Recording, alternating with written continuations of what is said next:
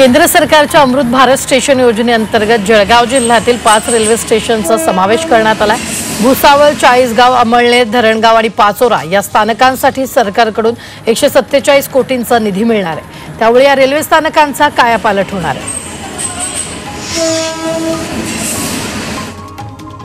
यवतमाळच्या लोहारा येथील sunrise English medium स्कूलच्या संस्थाचालकानं शिक्षिकेबाबत अश्लील संभाषण केले। या संस्थाचालकानं शाळेतील शिक्षिकेच्या पतीला फोनवरून शिक्षिकेबाबत अश्लील भाषेत शिवीगाळ केली आणि जीवे मारण्याची धमकी दिली। या धमकीचं मोबाईल संभाषण पुढे आलं असून शिक्षिकेनं या संदर्भात पोलिसात तक्रार दाखल केली आहे।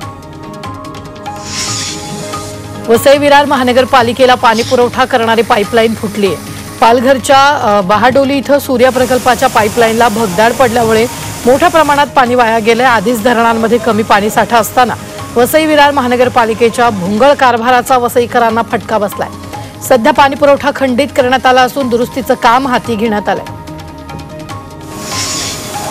पुणे महापालिकेकडून नालेसफाईच्या कामासाठीच्या निविदा प्रक्रिया राबवण्यास विलंब झाला आहे। त्यामुळे नालेसफाईच्या कामाला विलंब होण्याची शक्यता आहे। दरवर्षी फेब्रुवारीमध्ये निविदा प्रक्रिया राबवली जाते, मात्र यंदा निविदा काढण्यास मार्च उजाडलाय।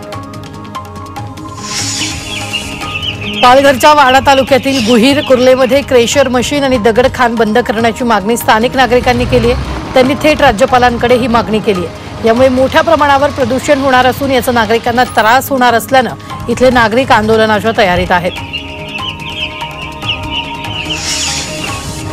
अंबरनाथमध्ये वन विभागाच्या जागेसह खासगी जागेत पालिकेनं अतिक्रमण करत अनधिकृत सिमेंट रस्त्याचं काम सुरू केलं। वन विभागाची परवानगी नसतानाही महेंद्रनगर परिसरात पालिकेनं रस्त्याचं काम सुरू केलं। या कामामुळे पालिकेच्या मुख्याधिकाऱ्यांवर गुन्हा दाखल करण्याची मागणी करण्यात येते। रायगड जिल्ह्यातल्या पोशीर गावात हनुमान जयंती उत्साहात साजरा करण्यात आली आहे। कर्जत तालुक्यातील पोशीरमधील हनुमान मंदिरातील हनुमान जयंती उत्सवाला ऐतिहासिक परंपरा आहे। गावातील तरुण 3 दिवस हनुमान जयंती उत्सव साजरा करतात। दरम्यान वेगवेगळे सामाजिक उपक्रम राबवले जातात। यामध्ये मंदिराला विविध आकर्षक सजावट करण्यात आली असून हनुमानाच्या मूर्तीला विविध फुलांनी सजवलंय। तसंच मंदिरामध्ये देवाची भव्य रांगोळी काढण्यात आली आहे। मावळच्या घोरवडेश्वर मंदिरात महादेवाच्या पिंडीला हनुमान रूपात सजवण्यात आलंय। पिंडीला हनुमानाचा चेहरा तयार करण्यात आलाय। तर संपूर्ण मंदिरात रुईच्या पानांवर जय श्रीराम लिहून या पानांची आगळीवेगळी आरास करण्यात आली आहे।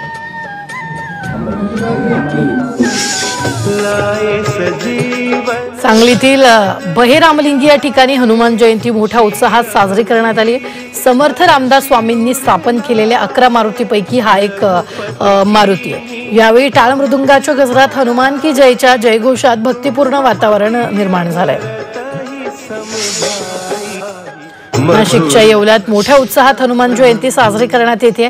धानोरे शिवारात 51 फुटी हनुमानाच्या दर्शनासाठी भाविकांची मोठ्या प्रमाणात गर्दी झाली। यावेळी भव्य हनुमानाच्या मूर्तीची विधिवत पूजा करण्यात आली। सोलापूरच्या अक्कलकोटमधील कलहिप्परगी गावात हनुमान जयंतीनिमित्त विविध धार्मिक कार्यक्रमांचं आयोजन करण्यात आलं। या गावात हनुमान जयंती साजरी करण्याची गेल्या 200 वर्षापासूनची परंपरा आहे। आजही ती परंपरा जोपासली जाते आणि यावेळी पारंपरिक वाद्याच्या तालात गावातून मिरवणूक काढण्यात येणार। मावळमध्ये छत्रपती शिवाजी महाराजांच्या पुण्यतिथीनिमित्त अभिवादन कार्यक्रमाचं आयोजन करण्यात आलं।